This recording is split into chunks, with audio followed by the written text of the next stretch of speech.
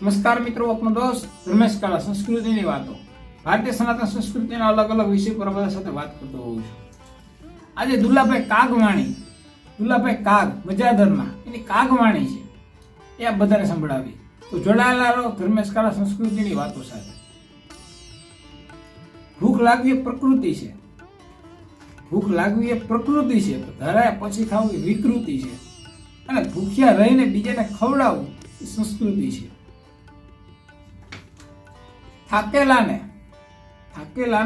ગાવ લાંબો લાગે, ઊંઘ વિનાને રાત લાંબી લાગે, અને ઉત્સાહ વિનાને કાર્ય સિદ્ધિ લાંબી લાગે.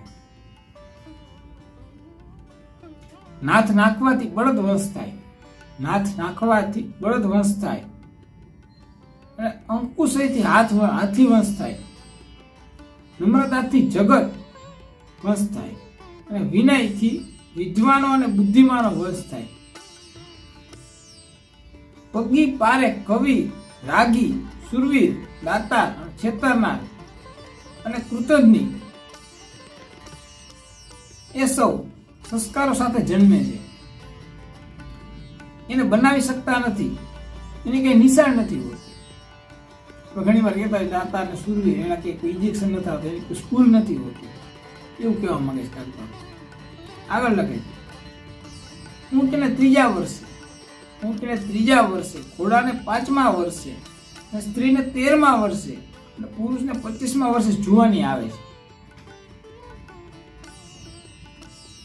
આખા જંગલનો નાશ કરવા એક તણખલો કાફી છે. એમ સર્વગુણોને ધોઈ નાખનાર એક પાપ બસ કાફી છે. તેમ કુળનો નાશ કરવા માટે એક કુપુત્ર કાફી છે. આગળ વાત કરીએ. જેના ઘરમાં બાળકોનો કિલોલ નથી, જેના ઘરમાં સભ્યો વચ્ચે સવારે વલોણા, રવ કે ઘંટીના રાગ સંભળાતા નથી, જેના આંગણે ગાય વાછરું નથી, જેના ઘરમાં કોઈ મહેમાન આવતા નથી, તે ઘરને શમશાન જેવું સમજવું, શમશાન માનવું. કર્મ પહેલા જીવ, બીજ પહેલા વૃક્ષ, અને ઈંડું પહેલા કે મરઘી, અને પુરુષ પહેલા કે સ્ત્રી. આ પ્રશ્નનો જવાબ મૂર્ખ અને વિદ્વાન બધા પાસેથી એક જ જાતનો મળે છે. રાત્રિમાં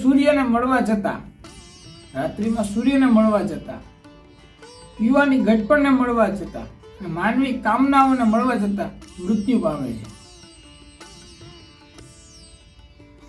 લડાઈ પાડોશી, ઘાસવાળું ખેતર, ભાટું પડેલું ઘોડું, અને વિધવા વાળું ઘર એટલા માનવીને દુઃખ આપનારા છે. એટલી વસ્તુ દુઃખ આપનારી છે માણસને. તારાઓથી ચંદ્ર છુપાતો નથી, વાદળોથી સૂર્ય છુપાતો નથી, અવળું જોવાથી પ્રેમ છુપાતો નથી, યાચકોને ભાળી દાતાર છુપાતો નથી, ને રાખ ચોળો તો પણ ભાગ્ય છુપાતું નથી. જેમ પારસને અડેલી તલવાર સોનું બને છે, પણ એની ધાર અને આકાર એના એ જ રહે છે. જેમ સંતના પ્રસાદથી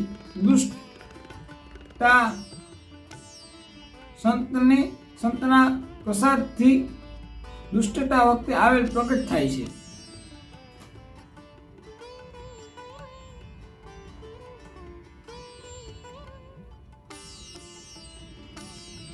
ભગવાન બે વખત હસે છે.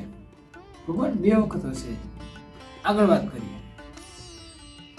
જેમ પારસને અડેલી તલવાર સોનું બને છે, પણ એની ધાર આકાર એના એ જ રહે, તેમ સંતોના પ્રસાદથી દુષ્ટ માનવી સમજુ તો બને છે, છતાં વખત આવે તે પ્રગટ તો થાય જ છે.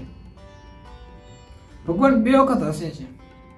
એક તો ભાઈ સાથે ભાઈ બથોબથ ઝઘડે ત્યારે, બીજું 100 વર્ષનો પથારી વસ ડોસો બુઢો દવા અથવા ઓસળ ખાય ત્યારે. સર્પને ઘીનો દીવો, લોભીને મહેમાન, બકરીને વરસાદ, સુમ કહેતા લોભીજન, કવિ અળખામણો લાગે. સર્પ મોરને રાગ, કરજદારને નેળદાર અને તાબેદારને ઉપરી, છોછંદી છોકરાઓ નિસર આટલાવા નથી ગમતા. ફળ વિનાના ઝાડ પંખી ત્યાગ કરે છે. કદરહીણા ધણીનો સેવક ત્યાગ કરે છે. સંચયવાળાનો શ્રદ્ધા ત્યાગ કરે છે. તેમ વૃદ્ધ થયેલા વૃદ્ધોનો કુટુંબીજનો ત્યાગ કરે છે. ઉંદરને ઘેર કાણ મંડાય ને ત્યારે બિલ્લીના ઘેરે બીજડા ગવાય છે.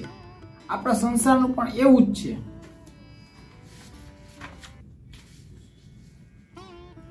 ધરતી માતાનો ચમત્કાર તો જુઓ.